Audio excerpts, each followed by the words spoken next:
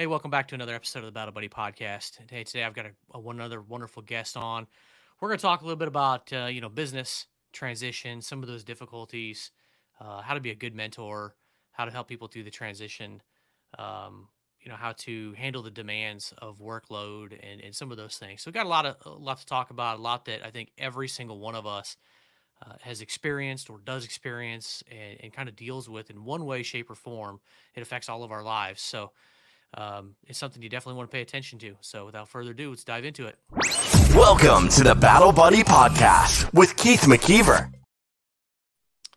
So today's guest is Shawn Murphy. Welcome to the show, Shawn.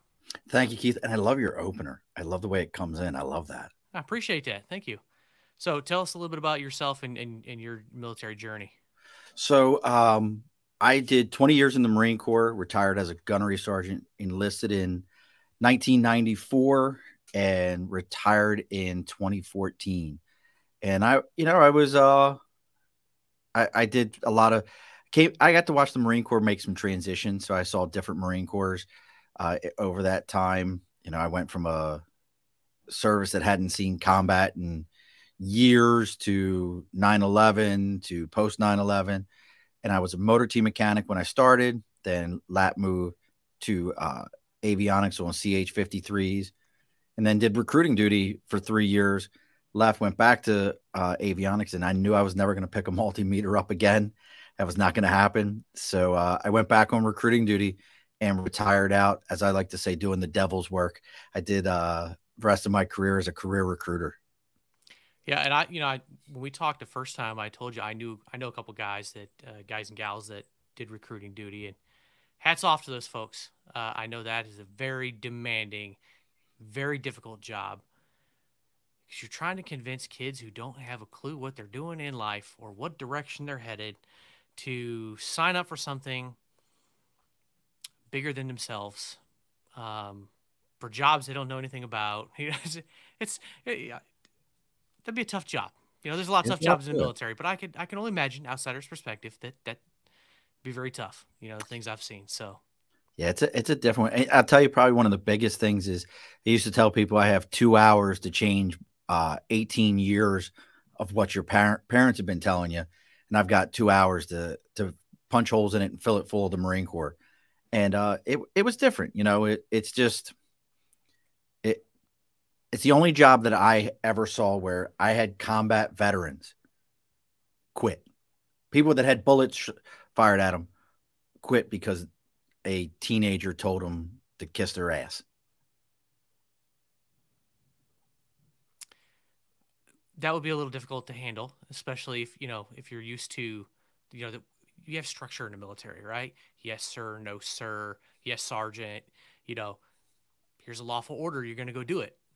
Nobody really tells you. You might hear no every now and then for some reason, but nobody really tells you no.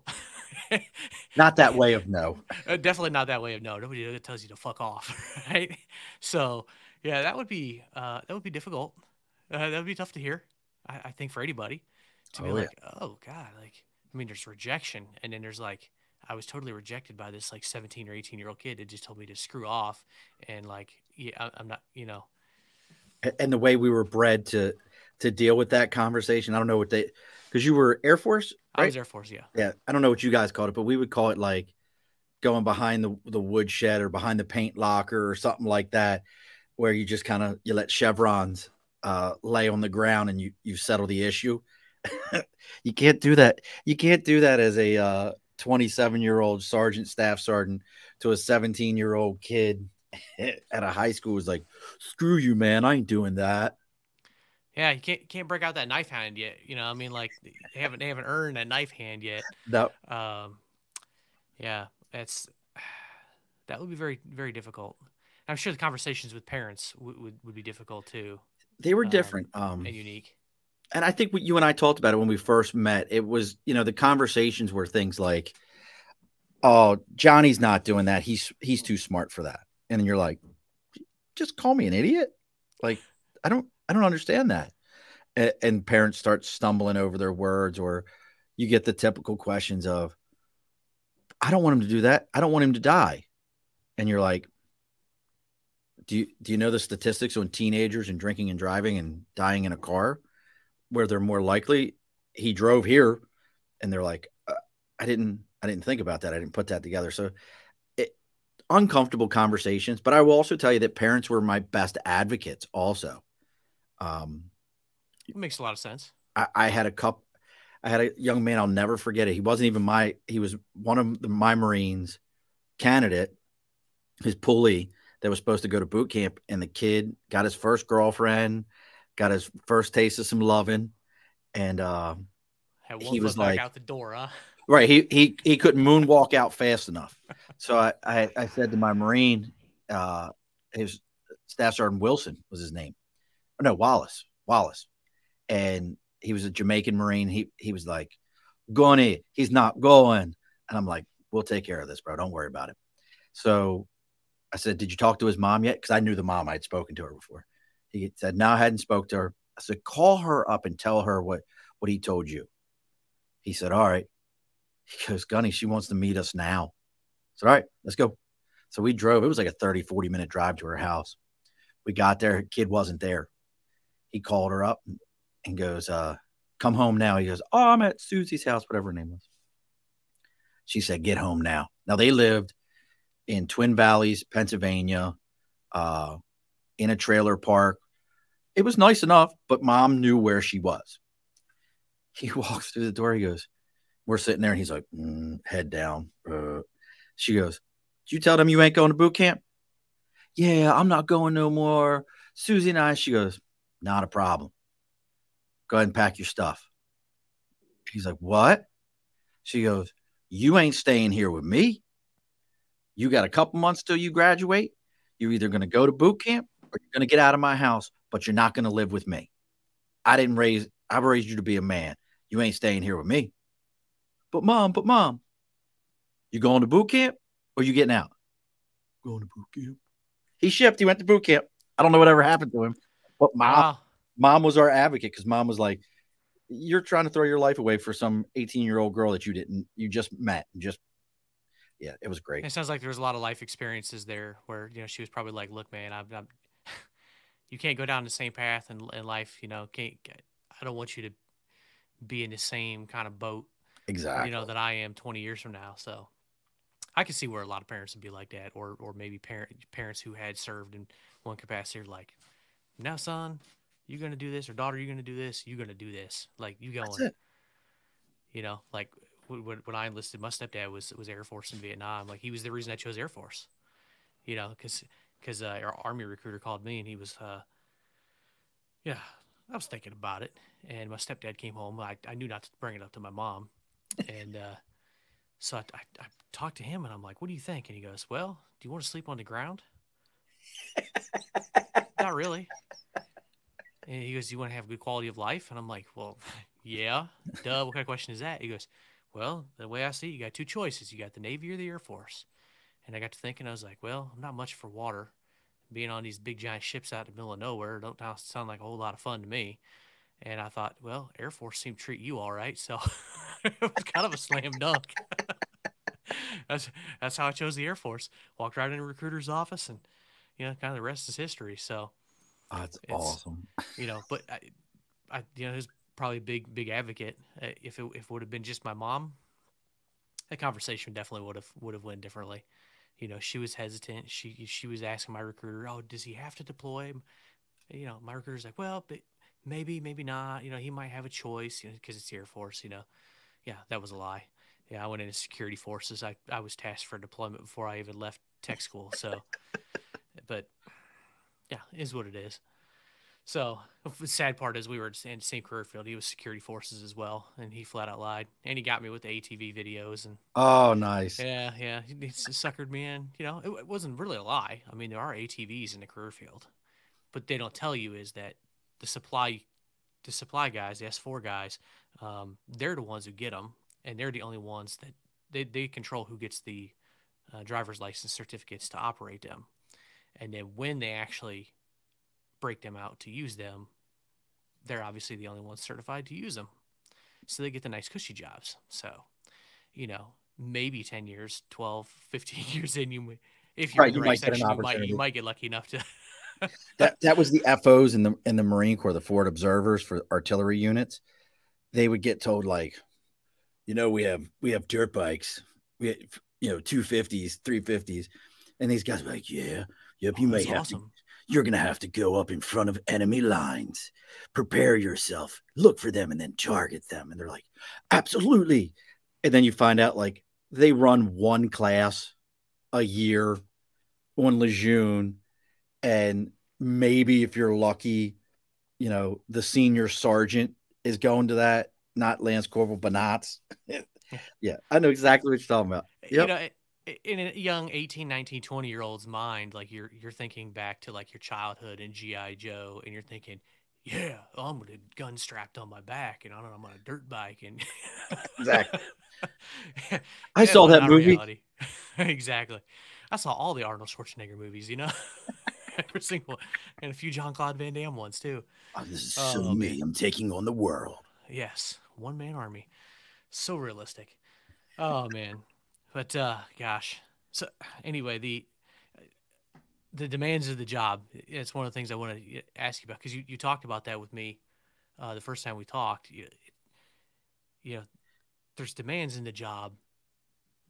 Your job has demands. My job does now. But especially when you were in recruiting, you were home all the time, but you were gone, right? You were at Absolutely. schools and functions and stuff like that. So like, how did you handle those demands of parenting and dealing with your spouse and those kind of things? It was tough. I mean, I'll be the first to admit I ended up divorced before by the time it was all over with. Because it was truly, you know, we would run functions every Thursday where we'd work our pulleys out just to keep them in shape. But that was Kind of one day a important. week. Keep them in shape. But that was one day a week. You always had those kids that were just barely made weight to join or something like that.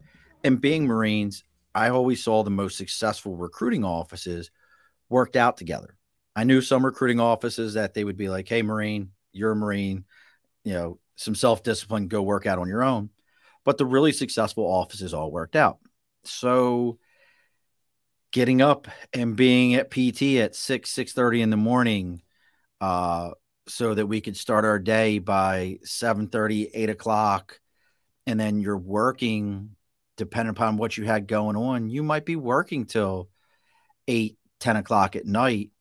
And a lot of times it was based on parents. If a kid said to me, hey, they're ready to join, mom signs, parents are divorced, and dad's an over the road truck driver that it's not going to get in till 10 o'clock that night, I'm going to be standing at dad's door at 10 o'clock at night, waiting on them to get done and do everything. I personally didn't have to deal with this, but I knew guys that would get up in the morning and go grab seniors in high school from their house and take them to school because they were missing days of school and stuff like that. So it really, it was highly demanding. And I, my first wife hung on for as long as she could, but I mean, it really eventually kind of deteriorated, and it wasn't a bad at the time. Obviously at the time you're like, oh, this is the end of the world. But it was really, for me, from a parenting standpoint, one of the best things that happened to me because it forced me to not rely on somebody else to do that work. I had to become that parent more and be around more and find ways to be there more. So it actually worked out for me. And, you know, RHIP, rank has its privileges. Once I had a little bit more rank on my collar, I wasn't doing those same day-to-day recruiting, canvassing jobs. I was an operations chief. So my job was more Monday through Friday, some Saturdays here and there. I was doing I was the assistant recruiter instructor. Again, more Monday through Friday. Yeah, there was some road time there, but I could schedule it during the week that I didn't have my kids because I got my kids Friday to Friday. So, hey, they're not with me this week. Here's this. If they're with me, I'm staying local, someplace I can hit within an hour or two. And then I was the MEPS liaison at the end of my career. So that was really, again, Monday through Friday, I had a partner. And if I had the kids that week, he was there at 6 a.m. and took care of everything in the morning. If I didn't have my kids, I was there at 6 a.m. and took care of everything. And then whoever came in early left early. It was nice to have that kind of control, but it definitely took a lot. It probably is why none of my kids became Marines. That's understandable. One joined the Coast Guard. One's in college. I have two younger ones that aren't quite there yet, but neither one of them seem to have any interest in it. They don't talk about it the way, like, I can remember being a kid at, playing war and guns and running around with friends and stuff like that. The interest isn't there. But I think it's from living with me and seeing what the Marine Corps life can really be like. Well, it's definitely a different perspective of your kids having grown up with it. Well, not just yours, but a lot of kids who might have grown up over the last 20 years who saw their parents either working their butts off or deployed multiple times or other, factors, physically or mentally have disabilities, right, related to their service versus us growing up. Like, my stepdad wasn't in the picture until I was in high school, but like, I was in high school when 9/11 happened. Like, before that, it was a few little things here and there. You had Desert Storm, some things like that. There was kind of this, there wasn't a fatigue kind of thing Right. to this war. Like, we just got done with 20 years of war. Like, kids literally, their entire childhood was their parents deploying multiple. I can't imagine that. For like our generation, if you were a child and your parent was in the military, like, maybe they deployed once or twice. Oh, absolutely. Maybe, yeah. but they were probably in a safe location, unless they were special forces or something, like, that's rare cases. So, it's a different world. Completely different animal today than back then. It's so different what they've experienced. I mean, you talk about that 20 years. We have service members that from start to finish of their career was combat. They didn't know anything other than that. I had my ex-wife's nephew. I put him in the Marine Corps. He was a grunt, and I can still remember he would come back into garrison, and they did their. I don't know if do you guys do uniform inspections in the Air Force? I'm not real sure. Like, do you guys? Yeah, we would do. I'm just every day before shift. Okay. After we'd arm up and everything. I wasn't sure. The Air Force. I'm not sure. Well, we did a micro. I don't know about the rest of it. I don't know. I can't speak for the rest of the Air Force. Probably not. But we would do things when I first got in, like, they were horrible. Junk on wall locker JOBs, they were called. Wall locker junk on the bunk inspections, where, like, your underwear had to be folded 6 inches by 6 inches. Your socks were folded and stamped with your name. Every uniform in your wall locker, the sleeves laid over each other so that the chevron shone, and there was a 2-finger width in between them. They gave you a diagram, and all your 782 gear had to be laid out a certain way. That's what was the start of my career, because we didn't have combat. Well, here's my nephew, and he's involved, and they tried to have one, and all these grunts half revolted on them. They're like, what the hell is this bullshit? This doesn't get me ready for combat. This doesn't help me get ready for war. Why does this matter? And he told me, he was like, they were all just livid. And finally the command was like, they're right. And they didn't do it. But as an old head, recently? No, this would have been prior to 2014. So this would have been like, okay. So yeah, he enlisted in, I came up here in 2009. So he would have been 2006, 2007 timeframe. So, and they kind of revolted against it, but being an old head, I'm like, those are still those discipline things. Those are those other discipline things that, yes, at no point in time are you going to look at the bad guys and go, look at my chevrons. And they're going to be, look how well I rolled these, right? Look how well these sleeves are rolled. It's never going to happen. But at the same time, I was like, Bud, you got to understand, when you come home, though, those are those discipline little things that teach you, discipline is the instant willing obedience to orders. I still remember that. Never will forget it. Discipline, instant willing obedience to orders. And I said, that's where that comes from.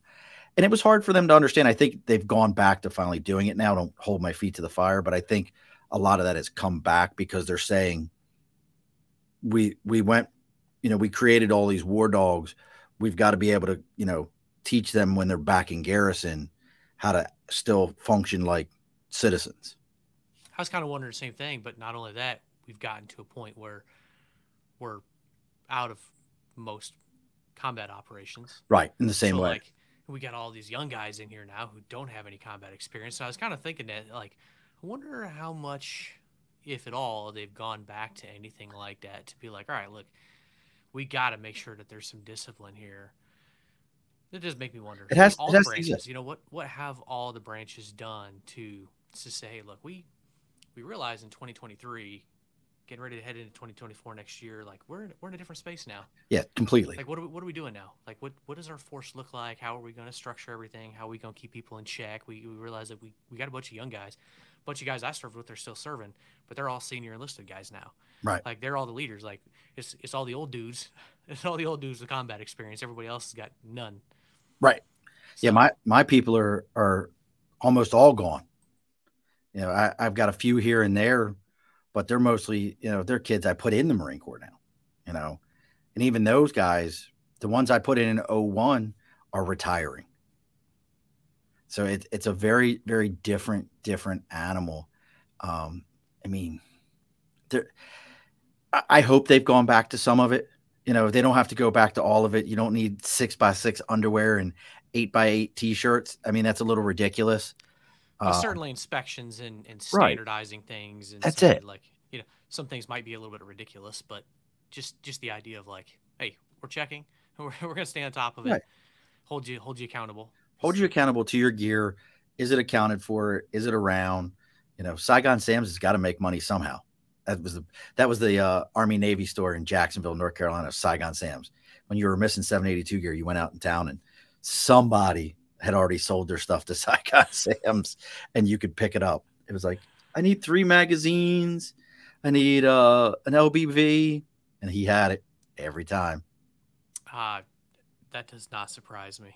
I couldn't imagine being the supply guys and be like, what do you mean you don't have all this stuff when you turn it in? Because I'm sure they knew, right? Like I know exactly where it's at. Well, that did you have? So we had, when I first enlisted, we had real supply guys, like supply Marines. You checked your 782 in and out with those guys. They were supply guys. Now it's SIF. Do you know what SIF? Have you seen that before? We called it SIF in the Marine Corps. I've heard the term, but they're civilian contractors that you turn that now run the supply spots for all the 782 gear and stuff. So when you check gear in and out, it's some civilian who was probably, in Jacksonville, he was probably a Marine that retired, needed a gig. So that's who's running all that now. I think when I got out, 12 years ago now? Okay, so that's sad. It's gotten so long ago, I forgot. Yeah, about 12 years ago. I think about maybe half of that warehouse was enlisted. The other half was civilian employees, maybe. Isn't that wild? It seems like, yeah. That's digging way back into memory bank. Holy cow. Wow. Oh, the years fly by. So fly by way too fast. So, well, speaking of getting out, it kind of leads into my next question. You because you did 20 years, we also talked the other day about mentorship and stuff, which I think is something that's lacking. So, how could somebody be a good mentor to somebody when they're getting out? Like, how could somebody who's already gotten out be a good mentor to somebody who is retiring or separating, vice versa? What kind of things, have you seen or done or those kind of things? Because I think there's perspective here where when you're getting out, you don't know what it's like to be on our side of the table, unless you ask somebody. Yep. And like, I don't see people really reaching out and asking and being like, hey, what's it like to be a veteran? Like, what's it like to be back in the civilian world? Like, they just kind of do it. Taps and just kind of go through it. It's like, dude, there's millions of us on this side of the table. Like, a lot of us you served with, like, reach out, get a mentor, like, have somebody, just talk to somebody at least. Well, I would tell you this, I think we all say the same thing. I think you would agree with me, Keith. Most of us don't necessarily miss being in the service. We miss the people we served with. Yes. I think that's kind of most of our mantras. And some of the fun stuff you do. There's some cool stuff. Look, Yeah. you look back at it now and like, that was fun. Yeah. But mostly the people. Yes. You really miss the people. You build relationships. Don't lose those relationships. I still get phone calls today from guys that are like, "Hey, tell me."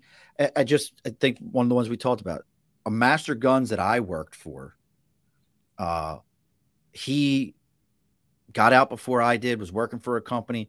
He saw that I owned my own company, and he reached out to me. Murph, how did you do it? How were you able to do it? Having those conversations. I have friends in the local area. We have a chat group on our phones that we send messages to. There's actually I have two different ones. One, all the guys are in Texas, but me, I never lived in Texas, but they're all down in Texas.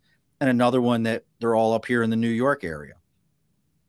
And we stay in constant communications so that we can ask those questions. And if you know somebody who's getting out and well, when I got out, I got 70% disability just for something arbitrary. And you got 70%, but you realized you should have done this, this, and this to get at 100. Well, talk to your buddies and tell them, hey, look, make sure you document all these things because this is what it's going to do for you. And most of us, when we're so used to somebody providing information and just doing it, they will. Because when you get out here, the hardest reality you will learn is thank you for your service is really just to make the other person feel better that's saying it. It's not for you. It really isn't for you. It's horrible to say, and I know somebody's going to hear this that said it to me, and please don't take that I think any less of you, but over my time, I cannot tell you how many times somebody said to me, thank you for your service. We really appreciate it. But, and then something else comes in behind that, like, hey, we really appreciate what you did. Thank you for your service. We would like to offer you this job, but we're going to offer you at $20,000 a year less than what you're looking for. And we're going to use the excuse of what you did, you didn't do it here. And it really is a very crushing blow to a lot of us. When you've been an admin, 01 in the Marine Corps, I'm not sure what the nomenclature is for the Air Force, but in 01, you're an admin, which means you're a human resources specialist, which means you've dealt with people's pay, vacation, medical, having them discharged, dealing with travel planning. You've done things that most HR people will never do in their lives. You're probably missing 10% of the civilian side of it, which is so that state's employment law and maybe FMLA. That's probably what you're missing. But you will go to that job interview and they will tell you, thank you for your service. We would love to offer you this position. How about as a generalist, not the manager, because you didn't do that job here. We need you to have done it here. You're telling this to a person who for 20 years I had somebody tell me I didn't have the right leadership. I'm like, do you know what that's what always blows my mind. Like, do you have any supervisory experience or leadership experience? And it's like, well, I supervised, I went to Airman Leadership School, and it's like that was a long, comprehensive school about everything about being a leader and managing people and supervising people and how to conduct performance feedback review, like everything, right? And it's like, yeah, I was supervising people before that and after that. And I was like, I had 6 or 7 people I supervised for a year and a half, 2 years. And it's like, it's not really a lot of supervisory experience. Or it's like leadership experience. Do you have any leadership experience? And it's like, well, I went, Airman Leadership School, Combat Leaders Course, 7, like, It's so amazing, isn't it? Like I can remember getting asked that and I'm like, yeah, I've even done, I've been trained. I'm a train the trainer qualified So I can teach people how to teach people. And I've done tools to coaching excellence. So I know how to teach someone to coach someone for performance reviews and all that. Oh, well, that's kind of cool. But it just, so that's the hardest thing for a lot of us. And I think that's why a lot of us jump jobs a lot of times when we first get out. We eat crow and we take jobs that are below us because we feel like I'm out of work. I got to get a job. So we take that lesser job, or truly, fall into that funk when we first get out, and this is bullshit. Nobody understands me. I can't find a good job. Everyone at these jobs are this and that, and we miss those people we serve with because we all spoke that language. Now here we are trying to get somebody else to speak that language with us, and it just falls on deaf ears. And I truly believe that's a lot of that funk. And we end up, it's God, Keith, I don't know about yours, but I experienced someone telling me, stop being so smart. I had taken a job with CSX, a railroad company. Great job. They hired me as a frontline manager, good position. And the guy's name was Rob. I don't care if he hears all this. I still believe even the worst leaders give good advice. He told me, if you don't love the railroad, get out of it as soon as you can before you're addicted to the money. Railroad pays very, very well. But I'll never forget, he was a poor leader, but he gave me great advice one day. He's like, hey, I want to talk to you. Like, what's going on? He goes, I heard from some of the crews that you're acting like you know everything. I said, well, what are you talking about? Well, you were quoting rules and stuff like that. Now, I'm supposed to be a leader, supposed to be a frontline supervisor. I'm used to being in the Marine Corps. You better show me what you know, or I'm going to expect that you're an imbecile and you don't know anything. And these guys went back and cried, because that's what most of them do. They go back and cry. Because you read the rules and you knew the rules. Right. Like every employee should know. Right. So, but he gave me a great piece of advice. And I've given this to so many people. And this is the best piece of advice I give to every service member when they get out. Act like you don't know anything when on the job. If you're standing with a guy who's got, 20 years experience, as long as he's not destroying anything, you may know exactly what he's doing. You may have the same experience level. Let them tell you something like they've taught you something and go, oh, really? Huh. Hey, man, I appreciate that. And then walk away. That dude will turn around and tell everyone how amazing you're. Oh, he knows that because I taught him that. He knows that now because of me. He can pick up a good dude. He's a good listener. And you can walk away and be like, that dude's an idiot. He don't know what he's doing. But as far as they're concerned, because that's what we have to do, because we're trained a different way. If you came and worked for me in security forces, and I'm running a security detail, and you show up and I'm like, hey, I need you to go ahead and write up a shift for fire watch this evening. Make sure that we got patrols to cover points A, B, C, and D. And you're a sergeant, E5, and you looked at me and you went, yeah, you want to show me how to do that? And I had to show that to you. Boy, we'd have a different conversation. And I don't care how long you've been, and you could be your first day in the unit. We're going to have a different conversation.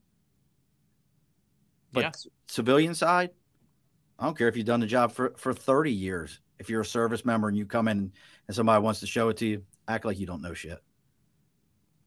Let them feel like they showed you something. Oh, really? And that's so hard for us because we want you to know what we know. That's part of our persona. Walk in, take control. A lot of it's because of that leadership. We see things.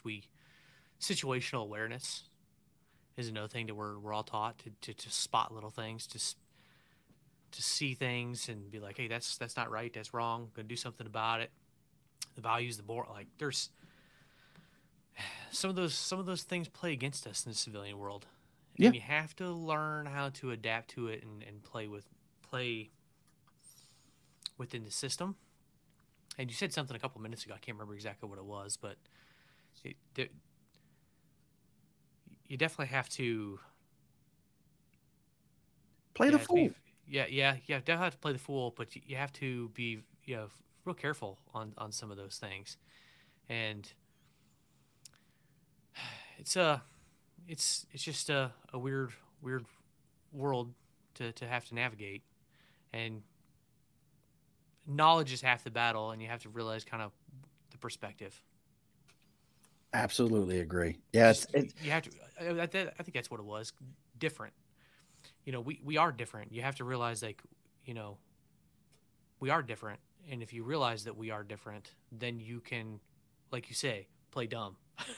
that's it. Like, you have to realize that we are different for you to be able to play dumb and kind of play that role, right? And kind of um, navigate the civilian world in a very strategic and tactical way.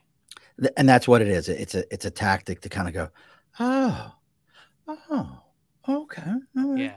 Yeah, I'm a firm believer that I don't think you can navigate the civilian world just floating by. No, I think you have to keep that military mindset and brain, and you have to look at the opportunities that are out there, and you have to think about it both on a strategic and tactical level. Like, where am I? Where do I want to go? What do I want to do in life? But then you have to, like, individual, like, job and how I'm going to navigate the job, how I'm going to deal with people. Like, you have to be very tactical about how you approach things. Like, 100% don't would agree step with on that. people's toes and play stupid, or like, I'm just going to avoid this kind of situation because it's not good for me, or I'm going to put myself in this kind of situation because it's good for me, it sets me up, whatever the case may be. Like, you have to be very thoughtful about those things, because a lot of your civilian counterparts are just kind of floating through this world. And you bring up a great point though. That's the other side of where I think a lot of us could do way better is we're used to, well, I've been here for 2 years. I should be up for promotion. It's not like that. It's you really have to figure out how do I go get it in the civilian world. Nobody's going to come along and go, well, it's 1 January, your fit rep is due, your direct supervisor is going to write it, they're the CEO is going to verify it, and then a board's going to promote you. I think that was a tough one also. Like you really have to be willing to figure out, well, what's going to promote me? How am I going to get promoted? And what's the right way to put, loyalty isn't valued the same way in the civilian world as it is in the service. You know, where, people change jobs every 3 to 5 years or whatever it is now. We're used to, if you're a retiree and did 20, like, hey, I want to stay here forever.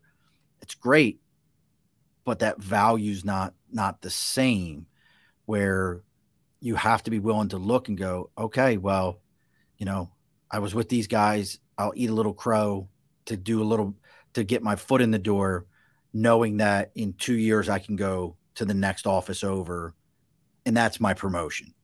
And then I'll do that for 3 years. Now I'll go over there and be willing to do those things. I think one of our things is we get places and we get comfortable. Nobody's coming with orders for you to go to a new unit. No one's going to promote you because you've been there for so long. They will, if you're just there, they'll just leave you sit right where you're at. You're still doing that Oh, job? yeah. That's good. We'll leave you right there. Why change things? It's working. Yeah, if you're not, I mean, hey, if you're doing the job and you're doing it satisfactorily, they'll keep paying you to do the job. That's it. They're not gonna pay you more. Nope. If they don't have to yell at you or get you in trouble or write you up for performance issues, like, you just show up every day, you do the job. Because let's face it, most vets are just gonna show up every day consistently. Yeah. They're gonna do the job. They're not gonna complain too much. They're, but I look at things like a game of chess, right? And you start at a company. You don't just look at and sit there and spend 5 minutes thinking about just the first move, because it's just the first pawn, right? Well, most people move the pawn first, right? You might move your knight, but most, if you're really thinking logically, you're probably thinking, what are my first 3 or 4 moves? How am I going to attack this opponent first, right? You should be like kind of looking at your job the same way. If I get into this entry level position, what's the promotion? What's the next position? The position after that? And there's HR terms called knowledge, skills, and abilities, right? I got hired because of the knowledge, skills, and abilities that I have today. What is needed for that next job and the next job after that? And so if I'm hired today at this level, what do I need to add knowledge, skills, and abilities wise, and my work ethic and attitude to get to the next level? It's just like bump up and down. It's just like in the military getting promoted, right? Mm-hmm. Like time and grade, time and service, certifications, qualifications, other things. I know every branch kind of has their own different thing, but same kind of system in a way. But you have to take control of it.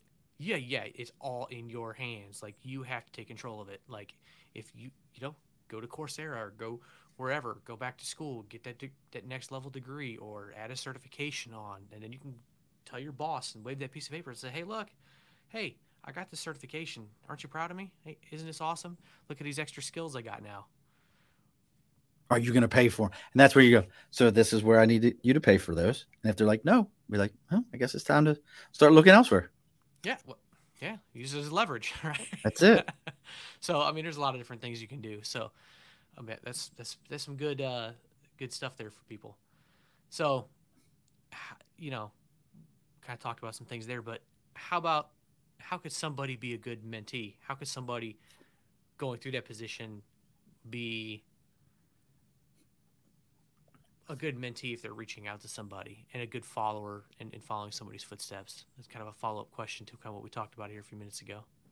So I would probably tell you I have, let me think for a second, at least 2 mentors when I got out that were Marines, and then other mentors that never served a day in their lives. And you've got to kind of balance those out and figure out what works for you. I have another gunny who got out before I did, very successful entrepreneur, does amazing things. The other one was a master guns. Same thing. He physically wrote the book on Marine Corps recruiting, so knowing that guy and knowing the other one, I was able to reach out to other members of other Marines who navigated those waters already and figure out where their pitfalls were and use that to my advantage to be able to say, okay, he said, don't say happy, say glad. People really like the word glad better than they do that word happy. And it might seem like a silly way of looking at it, but it worked. And it was kind of one of those like, oh, well, look at that shit. And don't lose track of them either. Don't be like, all right, cool, I'm good now. You now, as you're learning it as a good mentee, provide that feedback to your mentor to say, hey, remember when you told me to say glad instead of happy? It really worked. Because they're probably mentoring somebody else also. And they're going to want to be able to say, hey, so he did that, and now this is to his advantage also. Provide that feedback to them so they know if the advice they're giving you is good or not. Because if they may be a miserable failure by saying glad, and next thing you know, they're still telling everyone to say glad, and all these other guys are going, that guy's an idiot. He told me to say it. Well, maybe you're the one that needs to go back and say, hey, so I started saying that and people thought I was a fool for saying that. They really did like the word happy. It's those kind of things. So that's one. And the other one is find yourself a civilian mentor that's never served a day in their lives. Maybe they've dealt with service members, whatever. I've had a couple of people that I've just met, through railroad time, through my last position, and even my current role, where I'm just looking for somebody that I can call and bounce ideas off of, not be like, man, remember back in the day, if somebody would have said that to us, and that's what we all kind of do in the services, but somebody that I can just kind of go, hey, I'm dealing with this situation. How am I approaching it right? What would you say? And they're going to give you an approach like you've never heard before. They're not going to be like, well, listen, tell them, take a step back, look at the big picture. Blah. They're going to be like, well, hey, I've never dealt with that, or I have, and this is how I dealt with it. Having that civilian to balance you out is super important. I think just too many times we wrap ourselves as a mentee. We want to just bring nothing but other service members around us.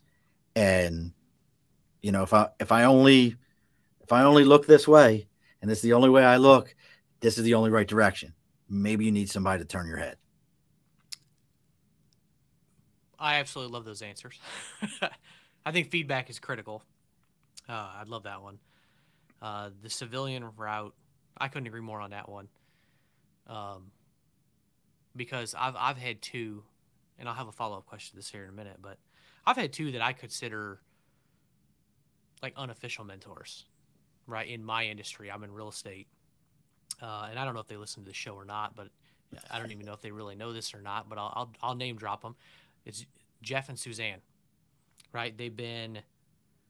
I've served on a lot of committees and boards with them, and they've both been supportive of me in my career. Neither one of them served, but they've been supportive of me in my career. They've encouraged me to take leadership opportunities when they've come up in the career field, and take opportunities and to serve in different capacities.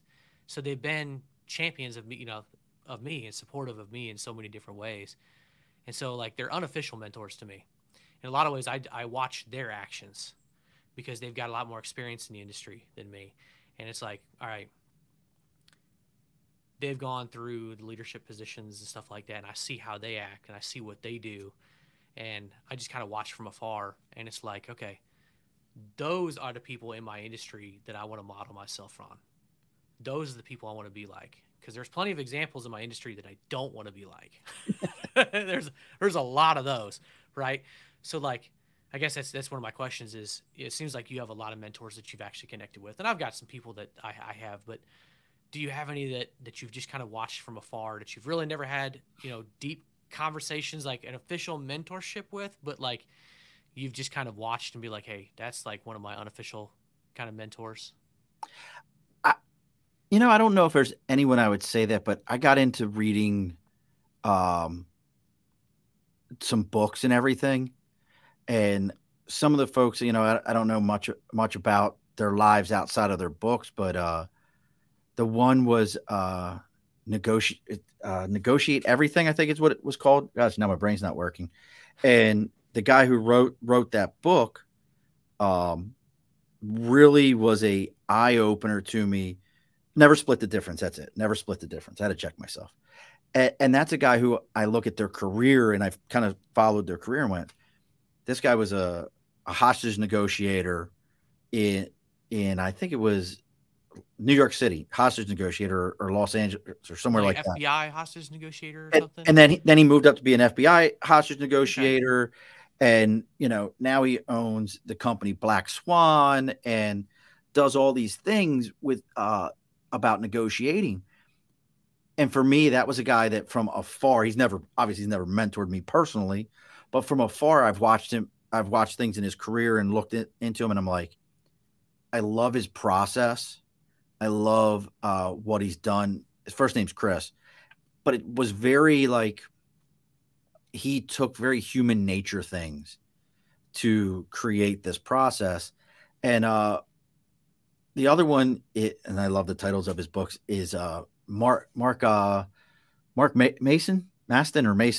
He wrote the two books, The Subtle Art of Not Giving a Fuck and Everything is Fucked, a book about hope. And again, never met the guys, but listening to his story was really an eye-opener from me for a guy who this year was 9 years since I retired. The 31st of this month will be 9 years since I retired. And you would think by now I'd have my shit together, but I learn every day because you should.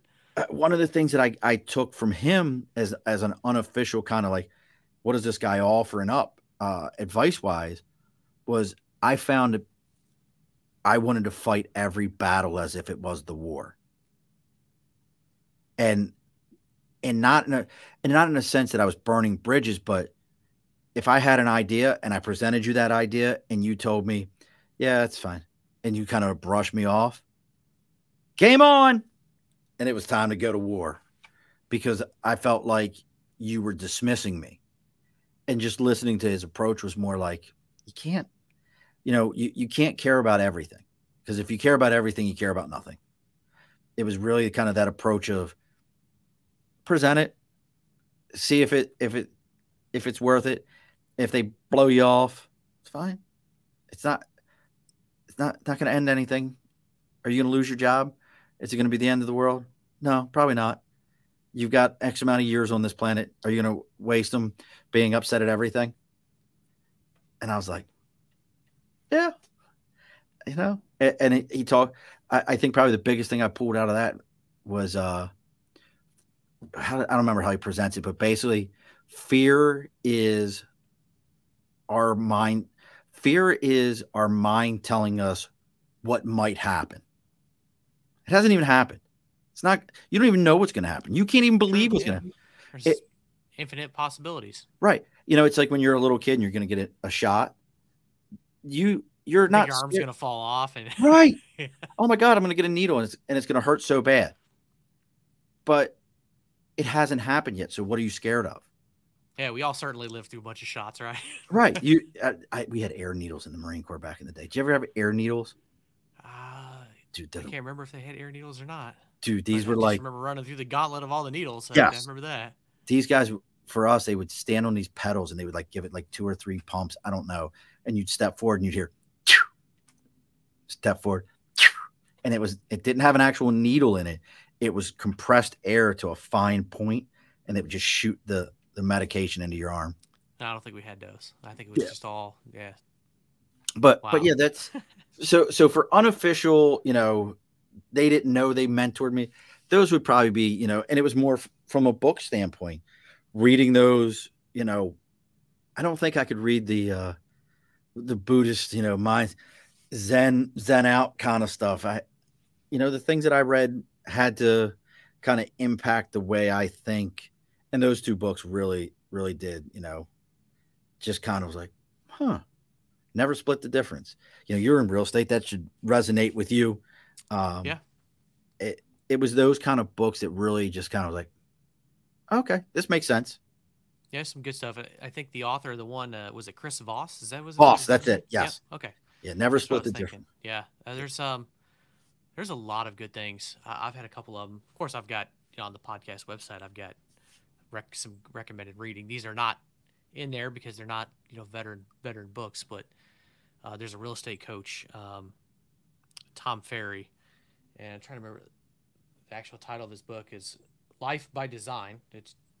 But I'll be honest, I read like the first quarter of his book, and this is many, many years ago. And that just hit me one day. This was probably the first couple years after getting out. And it was just like eye-opening to me of like,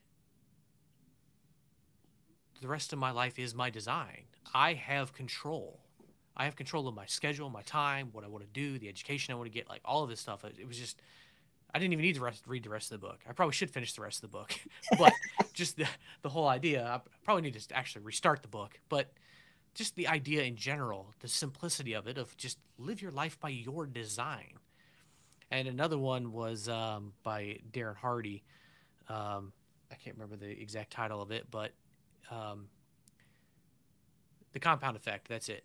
Where he talks about, it's about the consistency of your effort and the compound effect of that. So if you just do something for 5 minutes a day today, and 5 minutes tomorrow, and 5 minutes the next day, the compound effect of that is going to build up. If you just read, about your industry or your job for 5 minutes a day or 10 minutes a day, whatever, how much smarter would you be about your industry at the end of a year? If you were to work out for 15 minutes a day, every single day for a whole year, how much better shape would you potentially be in the year? It's the consistency of the effort that gets you the results. And his book it's like, yeah, you just have to buckle down and do it and stay consistent, incredibly consistent at what you do.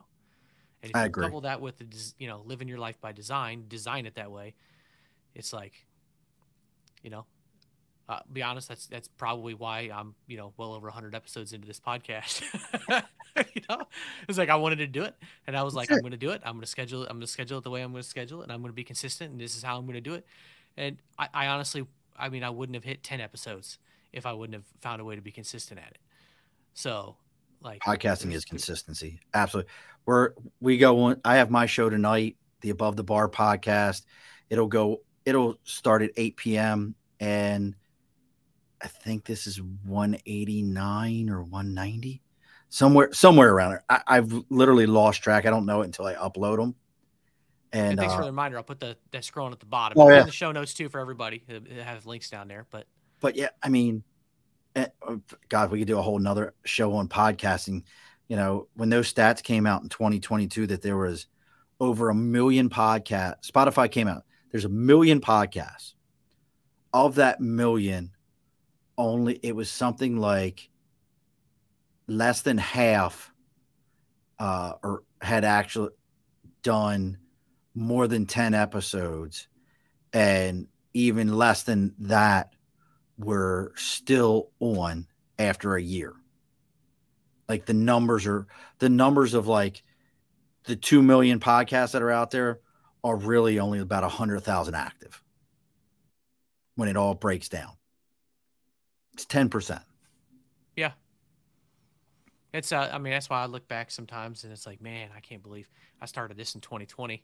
Same. And it's like, man, 3 years I mean, we're not that far away from 2024, which is weird to say. I mean, middle of summer here, but like 3 years in, over 100 episodes, I'll be at 100. I think it should be at 115 or so by the end of this year. It's like, man, that's a lot of episodes. It's a lot of content. It's a lot of guests, a couple of repeat guests in there too. A lot of different topics, man. It's just amazing. It's a lot to share with other people, which is I mean, that's the fun part about it. Is I'm not doing it for myself. Think how much smarter you are, though. Think how much smarter you are for doing podcasting. Not just the control of the equipment that you've got around you, but the people you have met through that have opened your circle up for different mentors, different understandings, people who have like offered things to you.